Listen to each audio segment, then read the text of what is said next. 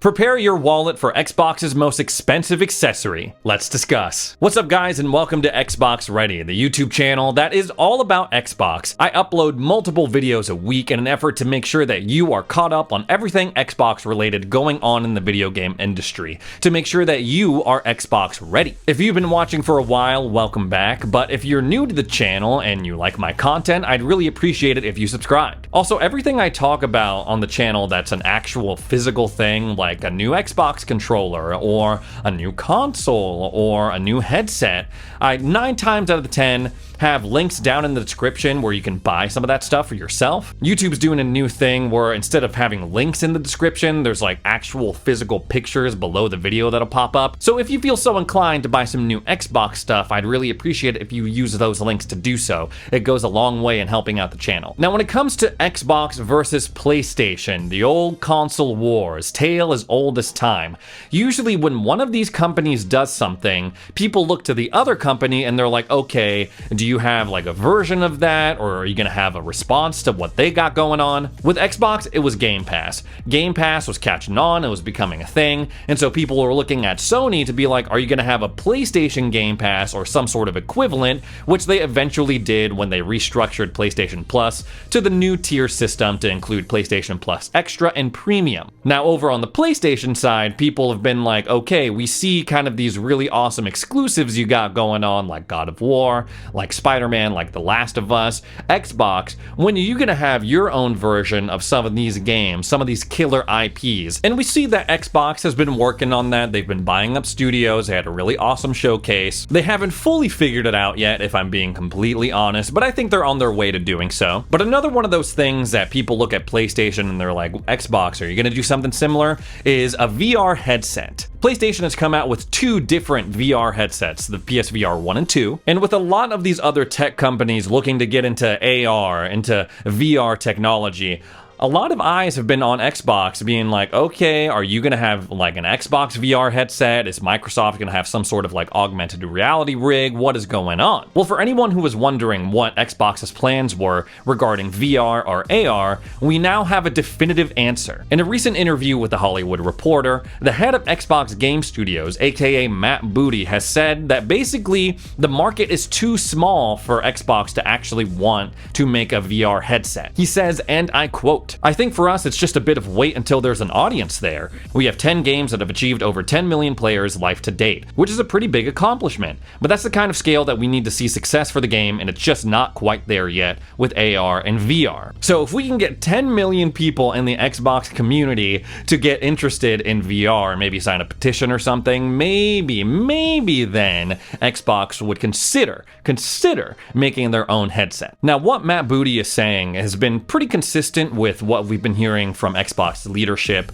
in regards to VR over the past couple of years. Phil Spencer spoke about it in 2019, and people were really mad at him because he was like, I don't really know. I just don't see it blowing up in any significant way in terms of gaming. And then last year, he doubled down and he reiterated, he was like, we have no interest in developing a VR headset for Xbox, which honestly, I'm fine with. VR is one of those things that it sounds cool in theory, but when you have access to it, it's like, I just don't like, I have a Quest. I have a Meta Quest, and it's just like sitting right beyond the camera, right over there, and I only use it very, very sparingly. PSVR 2, I got to try that with Jimmy, and it was really awesome, but I was like, I just don't know how often I'm gonna use this thing. So yeah, while it sounds cool to maybe be playing the next Elder Scrolls on an Xbox VR headset, time and time again, we just see that not enough people are into it. From my understanding, PSVR 2 has been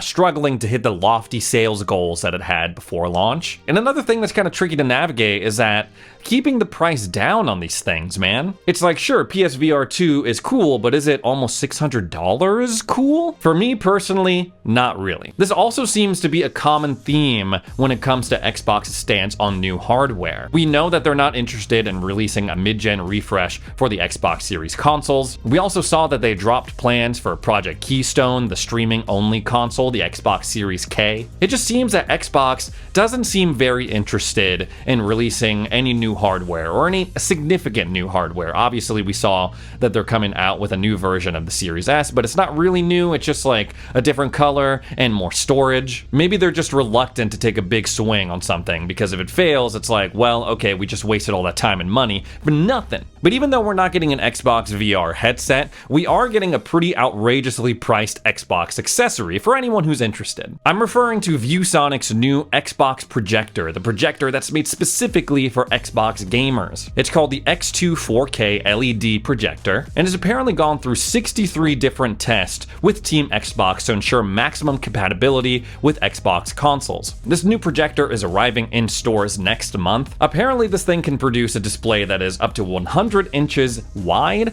and all it needs is about 5 feet of length away from whatever wall you want to project it to. It supports 60 Hz gaming at 4K, but you have to drop the resolution down to 1440p if you want to go above that. But considering that there aren't many games that go beyond 60 frames anyway, that should be okay. It's modeled with classic Xbox colors, the black and the green, and while yes, this thing looks really cool, and the prospect of playing my games on a 100-inch display is pretty awesome, it comes at a very steep price, specifically $1,600. And like my logic with the VR headset, I'm like, okay, this thing is cool, but is it $1,600 cool? Is it a couple of months worth of rent cool? Whenever I see accessories like this, especially ones that are specifically endorsed by Xbox, I raise my eyebrows a little bit, because the price of this thing just doesn't seem to fit in the budget of most console gamers. Now correct me if I'm wrong, but when it comes to console gamers, I feel like they're more budget conscious. For PC gamers, I know a lot of them have lower end rigs, but it's not uncommon for PC gamers to be like, yeah, I'll blow like, I don't know, $2,000-$3,000 on a really nice rig. With console gamers, it's like, okay, I feel like they do a lot of research before buying. They pay either like $400 or $500, knowing that they're gonna have their console for anywhere from like 8, 10, maybe 12 years. I feel like the Venn diagram of people who own an Xbox plus are willing to splurge on a $1,600 projector, there's not like a lot of people that meet both of those criteria. Now sure, if you buy this thing, you're not obligated or locked into just using Xbox on it. You can obviously use it for other media, but having it marketed specifically to Xbox players, I don't know, something just seems kind of off about it. On the other end, I guess it's kind of cool to see Xbox going out to these manufacturers and making sure their consoles work with their products, but I don't know, man. $1,600. I think I'm gonna skip out on this one. I think all I can hope for at this point is that Viewsonic is like, hey, we'll send you one if you want to check it out and review it, but until then, I'm just gonna be rocking with my monitor that I have behind me. Now let's go ahead and have a chat about Avowed for a sec. Avowed is an upcoming fantasy RPG being produced by Obsidian Entertainment. They are best known for games like The Outer Worlds, Grounded, Fallout New Vegas, Pentiment. I think they also did The Stick of Truth as well, the South Park game. They have a really awesome history, and I've been looking forward to this game for quite some time. It is set in the same universe as these other two games that they worked on, Pillars of Eternity 1 and 2, but this game has also drawn a lot of criticism, I noticed, since it was showed off in the Xbox showcase. And I know I'm a little bit late to the party, but I wanted to give my 2 cents as someone, again, who has been looking forward to this game for a long time. The big criticism about the gameplay that they showed off is that it just looks goofy, man. It just looks goofy, it looks silly, it looks too colorful. Specifically, according to some, it looks way different from the concept trailer we were shown a couple years back. Now, as a reminder, in that concept trailer, there was like a big kind of fantasy war going on, like arrows freaking going over a battlefield, and then it eventually gets into this cave where it's like a point of view situation where the character draws a sword and has a spell in one hand, and there's some sort of monster in the distance or around the corner,